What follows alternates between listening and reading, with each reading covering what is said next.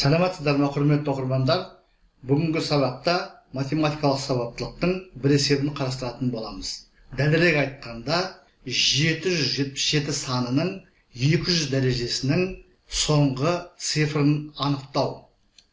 Бұл тақырыптың есептері ұлттық бірыңғай тестілеуде өте жиі кездеседі. Сонымен есептің берілгені 777-ның 200 дәрежесі саны қандай цифрмен аяқталады? Жоғарыда айтып кеттік, бұл тақырыптың есептері ОБТ-да өте жиі кездеседі.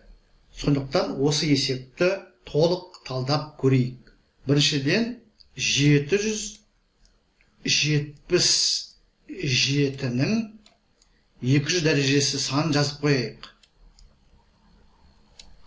Бұл жерде негізгі екі мәселеге мән берген жөн. Біріншіден, берілген санда негізінде тек қана соңғы цифрға назар аударамыз. Алдындағы цифрларды ескермей қоюға болады. Екінші мәселе мынау дәреже көрсеткішіне байланысты.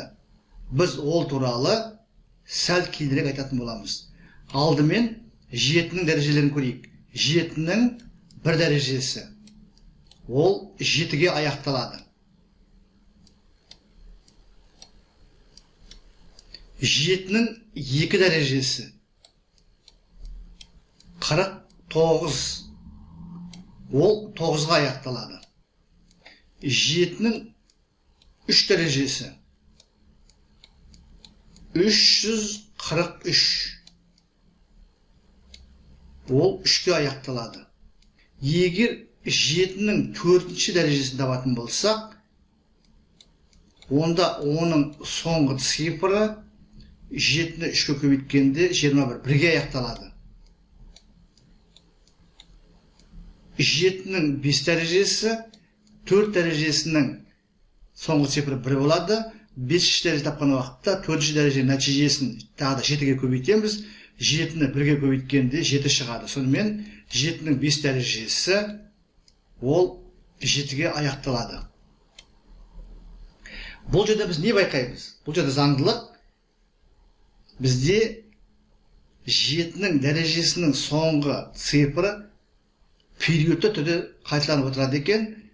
Бірінші дәреже 7-ге аяқталады, екінші дәреже 9-ға, үшінші дәреже 3-ге, төртінші дәреже 1-ге, бесінші дәреже 7-ге аяқталады. Алтыншы дәреже болған уақытта біз мына 7-нің 5 дәрежесін 7-ге көбейтемізде 7-7-49 қайтадан 9-ға аяқталады. Яғни 4 цифрдан қайталанып тұрады екен. Сонымен біз не жасаймыз? Біз мына дәреже көрсеткішіндегі санды, біздің жағдайымызда 200-ді 4-ке бөлеміз. 204 көргенде 50 болады. Яғни 204-ке қалдықсыз бөлінеді. Енді ескеретін мәселе. Біз соңғы цифры 7 болатын натурал санда, натурал дәрежеге қарағанда, соңғы цифры периодты түрде қайталанатын байқап отырмыз. 7, 9, 3, 1, қайтадан 7, 9, 3, 1, қайтадан 7, 9, 3, 1 болады.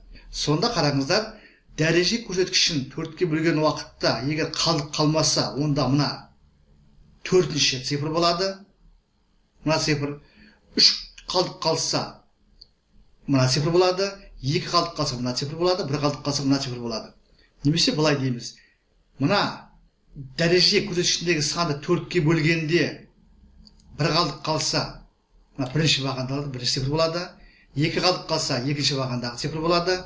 3 қалдық қалса, үшінші бағандағы цифр болады. Қалдық қалмаса, онда 4-ші бағандағы цифр болады. Бұлай бөліп қояйық мұны. Сонымен алгоритм 7-ге аяқталатын натурал санының кез келген натурал дәрежесінің соңғы цифрын анықтау үшін біз осы соңғы 7-ге қараймыз, сосын дәреже көрсеткішіндегі санды 4-ке бөлеміз. Егер оны 4-ке бөлгенде 1 қалдық қалса, бірінші бағандағы цифр, 2 қалдық қалса, екінші бағандағы, 3 қалдық қалса, үшінші бағандағы, қалдық қалмаса, 4-ші бағандағы цифр болады.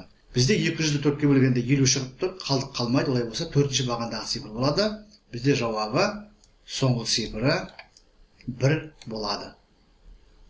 Сонымен есептің жауабы С пункті.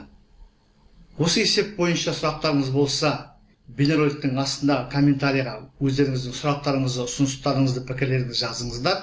Сіздерге барлығы түсінікті болды ғой деп ойлаймын. Егер бейнеролик ұнаса, лайк қоюды ұмытпаңыздар. Және мүмкіндігі болса, репост жасап, осы бейнероликпен өздеріңіздің достарыңызбен, таныстарыңызды таныстырып отыруды ұмытпаңыз. Зейін қойып тыңдағандарыңыз үшін көп-көп рахмет. Келесі кездескенше.